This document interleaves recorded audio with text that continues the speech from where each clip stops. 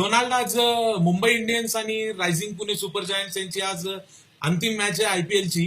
तर तुझा सपोर्ट कुणाला आहे डोनाल्ड? डोनाल्ड, माझा आवाज पोचतोय तुझ्याशी? डोनाल्ड, आवाज पोचतोय का माझा तुझ्यापर्यंत? कदाचित रानावनात उभा असल्यामुळं डोनाल्डचा आणि आपला संपर्क मला वाटतंय होणार नाही. डोनाल्ड, डोन्या, डोनू, डोनू, डोन डोन डोन. तुला जरा 2-3दा मागच्या वेळेस मी टेबलला घेऊन बसलो, तुला लयच माज आलेला दिसतोय तेव्हापासून. ह्याच कारणासाठी मी त्या निक्की जिगरच्या शो मधनं उठून गेलतो मागच्या वेळेस की माझ्या तुम्ही अशा टीव्हीवर टिंगल्या करत जाऊ नका. 4 लोक बघतात मला, तुला कोण ओळखतंय?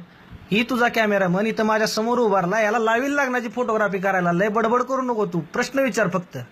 डोनू दादा, मी छोटा भाऊ या नात्याने तुला 4 शब्द मस्करीचे बोलायला गेलो, पण ते तुझ्या जिव्हारी लागलेले दिसत आहेत. मी थेट माझ्या प्रश्नाकडे वळतो की मुंबई का पुणे, कोण मॅच ओढेल आजची? डोनू दादा. पुण्याची शान, मुंबई मेरी जान, ही वाद नुसता महाराष्ट्रात गेल्या 4 दिवस झालं फेसबुकवर, मीडियानी, व्हॉट्सअपला इतका पेटवलाय की काय विचारता सोय नाही. पण माझ्यासारख्या ग्रामीण भागात येणाऱ्या माणसाला हा वाद नसून ह्यात एक धंदा दिसतोय. आता मी ग्रामीण भागात राहतोय, भाऊबंदकीचा वाद माझ्यासाठी काही जुना नाही. बांधाचे वाद आम्ही बघितलेले आहेत, त्यामुळे आमच्यासाठी भाऊबंदकीचा वाद हा काही जुना नाहीये. आणि मी ग्रामीण भागात आलोय, त्यामुळे मी यातून एक बघितलं की या वादातून मला एक चांगला धंदा दिसला की मिसळ पुण्याची, वडापाव मुंबईचा. ह्याच्यामध्ये पाव कॉमन आहे, तो पाव मी आहे, त्यामुळे मी तिथं माझा धंदा उघडतोय. मला इथं वाद करायचा नाही, मला नाद करायचा आहे. पुन्हा एकदा तुम्हाला सांगतोय, मला वाद करायचा नाही, मला नाद करायचा आहे. सोडा सोडा राया हा नादखुळा, सोडा सोडा राया हा नादखुळा. तर मुंबईचा तू वडा घेतलास, पुण्याची मिसळ घेतलीस, या दोघांमधला तू दुवा म्हणजे हा पावाचा दुवा जो साधला आहे, तर यातून तू तुझ्या धंद्याचा दुवा कसा करणार आहेस मला सांग डोनू दादा.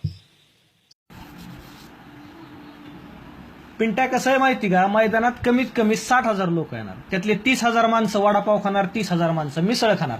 मिसळला बी पाव लागतो, वडापावलाही पाव लागतो. एक्स्ट्रा घेणार ती वेगळी. दुसरा सगळ्यात महत्वाचा मुद्दा, आबाच्या शेतातनं ताज्या मिरच्या आणल्या डायरेक्ट, त्यामुळे दुनियाचं तिकट लागणार लोकाला. लोक पाणी मागणार. आपला बराक वॉटर सप्लायर ओबामाचं, तिथनं आपण पाण्याच्या पिशव्या आणि कॅन्ड आणलेले आहेत. तिथं ती लोकांना कॅन्ड आणि पाण्याच्या पिशव्या मिळणार. एक वेळ वातावरण गरम होईल, पण पाणी कायमचं थंडच राहणार, तुम्हाला थंडच पाणी मिळणार. दुसरा महत्वाचा मुद्दा, एखाद्याला गोड लागायला पाहिजे, लय तिखट लागलं म्हणून आपण कोल्ड्रिंक सुद्धा ठेवलेले आहेत तिथं. ह्या सगळ्या गोष्टी तिथं मिळतात. शिवाय या सगळ्या गोष्टींमध्ये एक महत्वाचा विषय विसरला जातोय डोनू दादा.